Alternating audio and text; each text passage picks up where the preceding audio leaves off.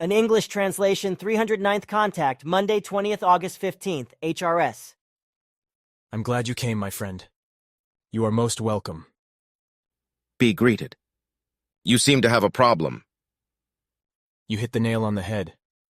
About 3/4 hours ago, Elizabeth Moosbrugger called me and asked me about Piero, because next Monday he has to go with her to the print shop in Germany, because the photo book is printed. Piero has to go because of the color matching for the photos. But he is currently on vacation, and since I told him he could go to the island of Pantelleria below Sicily in the Mediterranean, if he was looking for a quiet place, he is on his way there, or already there. But I cannot reach him because he could not leave a telephone number. Now I have the problem how to send him a quick message. So I think maybe you could help me. What do you think? How do you think I should do that? My idea is that you could impulse telepathically affect Piero in such a wise that he feels urged to call the center. You are hardly going to fly me there, are you? It would be a possibility, but your idea is better in some ways. Although it should only be an absolute exception if I send corresponding impulses to Piero, but I would like to do it because of the urgency. But it should be really only an exception. Exceptions confirm the rule. Actually stupid, if you already say that it should remain with this exception and no rule should develop from it. But thank you very much. You are actually solving the problem that is bothering me. And so I want to get back into my flying apparatus to initiate the necessary things. You can also come along right away. Then I can transfer the articles I found in my father's Sva-off stuff to you via our equipment. Aha, good, fast again, right? Certainly. What we talk about during this time you should not write down later, so I will not transmit it to you either. I have some private things to talk about again. Of course. Then let us go. The Ptaah deals with some apparatuses through which the telepathic impulses are transmitted to Piero on a technological basis.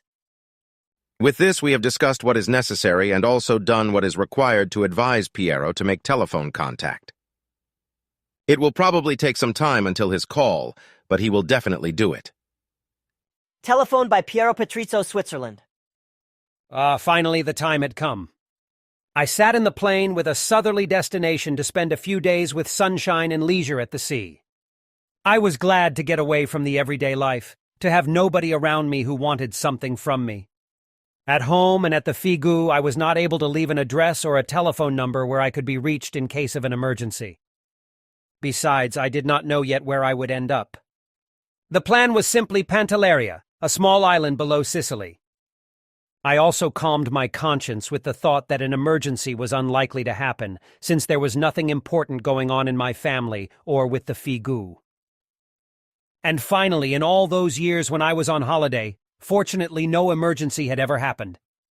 I also thought that I should nevertheless contact Switzerland and the Figu at some point to confirm that everything was fine with me and to ask if there was any need for me to do anything. But the thought and the days went by again without me answering. Somehow it is a special feeling to be unreachable in this day and age, since one can be reached by mobile phone anytime and anywhere. Of course, I do not want to deny the value of a mobile phone, because I myself have often been glad to own such a small device. That is why it almost gives a feeling of wildness to spend a holiday somewhere nowadays without having a mobile phone with you. Well, I guess I was not as unreachable as I thought. When I wanted to leave my hotel on the island Pantelleria on Monday, 20th of August, in order to go out for a little while, it was already in the late afternoon, approximately at 17. HRS. I passed the lobby. Looking in, I had the thought that now I would have a nice time and opportunity to make a phone call to Switzerland. But immediately afterwards, I dismissed the idea and took a few steps towards the exit, when suddenly a strong urge made me stop and call the Figu in Switzerland right now. The urge to call the Figu in Switzerland right now became stronger and stronger, which I could not resist any longer. So I went back to the lobby, picked up the phone and called the Figu Center, where Billy immediately picked up the phone, got in touch and said that he was very happy that I was calling because he had an important announcement to make regarding the making of the photo book, as it was to go to press on the 27th of August, for which I was urgently needed for the color matching of the photos, so I should contact Elizabeth Moosbrugger by phone. She had instructed him, Billy, to inform me urgently about this, but he could not do so, as he did not know how and where he could reach me. So he contacted Ptaah, who he had a contact with on the 20th of August, as Billy then told me, so that he could send me telepathic impulses so that I could report to the Phi Gu Center as soon as possible, since the matter was very important and urgent, which it actually was. And obviously the impulse transmission worked very well and very quickly, when I think of the urge that came over me to telephone. But I have learned one lesson from this, namely that in the future I will adapt to the present time and always have my mobile phone with me so that I do not have to be reached again in an emergency via elaborate detours, which are not at all self-evident and were only taken as an exception because it was a missionary matter of an urgent nature. I am convinced of that. Quite dear, thanks for your effort. Now one more question. Look here. This is a photo that Elizabeth Gruber took at about 16, HRS at the Belvedere Palace in Vienna on the 26th of July. In my opinion, this object should be Zaphanat Panik's ship. You also told me that it was cruising around over Vienna, etc., when Elizabeth, Joseph, Barbara, and Andreas were there. What do you think? Is this really Zaphanat Panik's ship?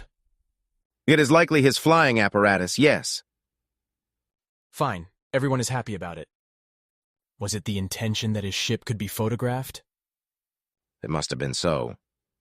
There is also a permit for such an action because it was decided that we would meet again from time to time and have ourselves photographed. However, this should not be too frequent and should not become a habit. Nor will we allow such good photographs to be taken as you were given the opportunity to do so. A UFO or beamship sighting by Elizabeth Gruber, Austria. On the 25th of July, Barbara Harnisch, Andreas Schubiger, my husband Joseph and I started our spontaneously planned sightseeing tour to Vienna. As Vienna has numerous sites, we had to complete a full program in the 4 days available to us. As also the weather fortunately showed itself its pleasant side, the whole thing turned out to be a successful city holiday, as we happily summed up on the return trip. Of course, the camera was also actively used. On the third weekend in August, I showed some of the core group members the photos taken by Joseph and me in the Sim Yase Silver Star Center. With regard to a small dark spot on one of the pictures, Barbara said that it looked like the one on one of her pictures, which then turned out to be a UFO or beam ship. See Bulletin Number UFO report by Barbara Harnisch.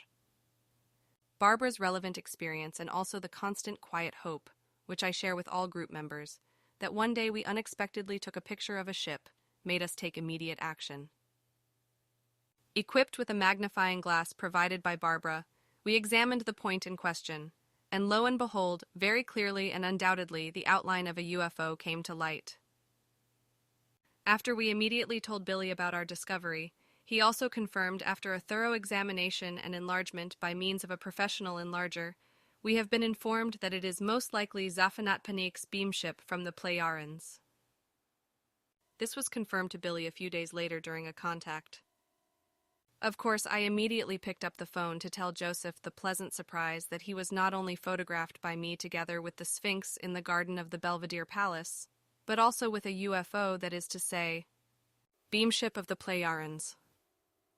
It took a while until I became fully aware of the fact what a very special souvenir I had taken with me from Vienna.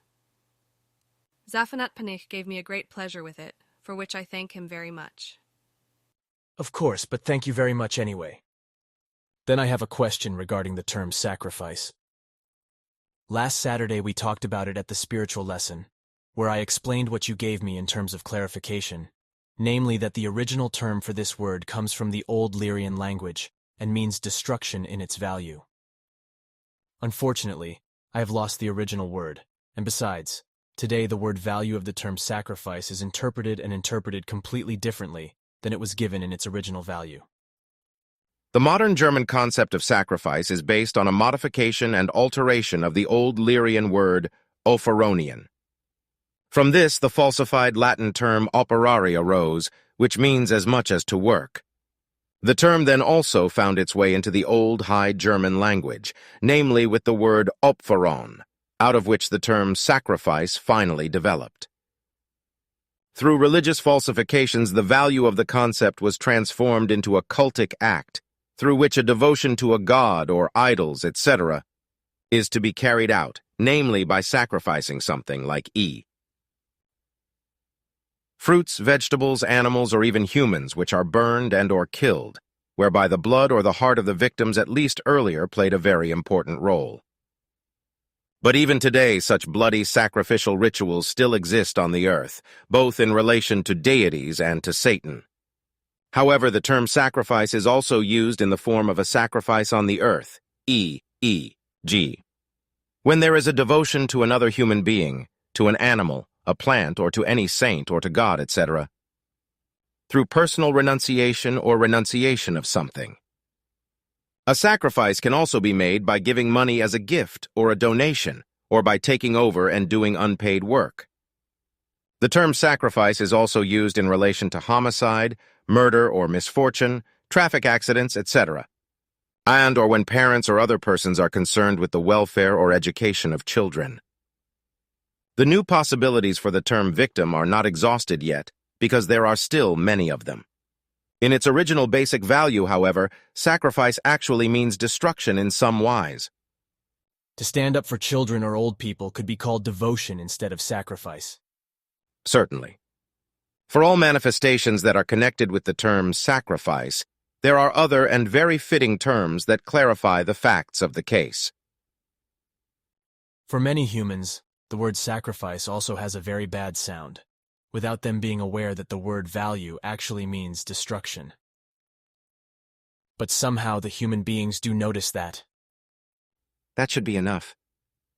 My tasks call me.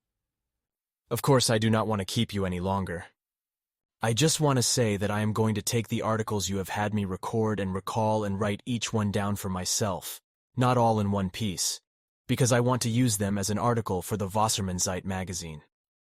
However, this will result in some blank paper, which is not a bad thing.